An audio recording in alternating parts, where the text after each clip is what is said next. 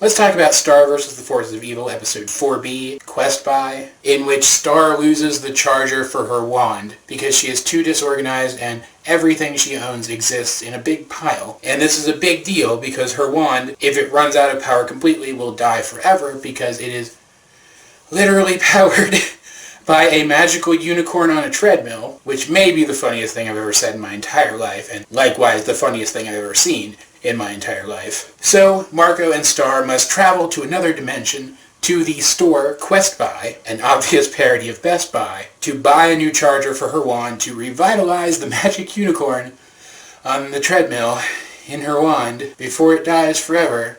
But Ludo and his monsters are there, and they get into a big fight in the store, all while trying to navigate the store itself, which is organized in such a way that it's almost impossible to decipher. I didn't enjoy this episode as much as the last one, but I certainly had a lot of fun with it. First of all, I hate Best Buy. I mean, I don't dislike the employees or the company itself, but every time I go into a Best Buy to buy something, I end up having to stay in there twice as long as I planned, at the very least, because I can never find what I'm looking for. It should be easy, right? It's just shelves. There's not that many of them. Theoretically, you should be able to look everywhere in the department of interest to find what you're looking for in a short period of time. And yet, I always inevitably get lost. So this episode spoke to me on a very personal level. The entire time that they were trying to navigate the store, every time they mentioned how difficult it was to navigate the store, I was grinning the entire time. It was great. Not to mention that the visuals that came out of Star's wand when it was dying were pretty funny too, and I already mentioned the unicorn on the treadmill was absolutely hysterical. I had to actually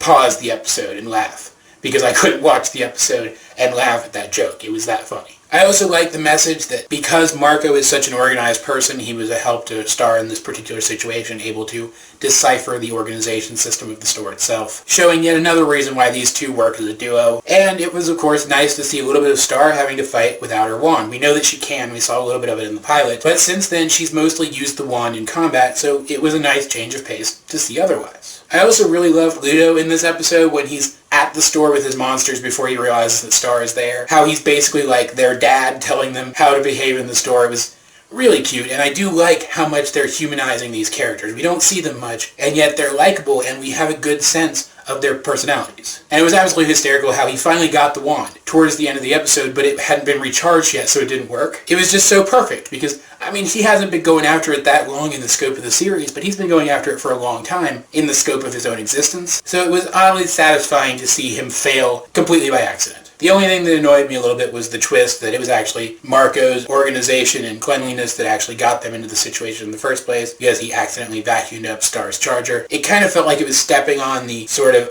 underlying message of the episode that being an organized person is a good thing. And it did lead to Marco having a magic floating vacuum, so that was pretty cool. Overall, another solid episode of this show that got a lot of laughs out of me and has really got me excited for watching the next one. But as per usual, guys, if you have seen this episode, what did you think of it? Let's get a discussion going in the comment section down below. Either way, this has been AJ22, and I will talk to you guys later.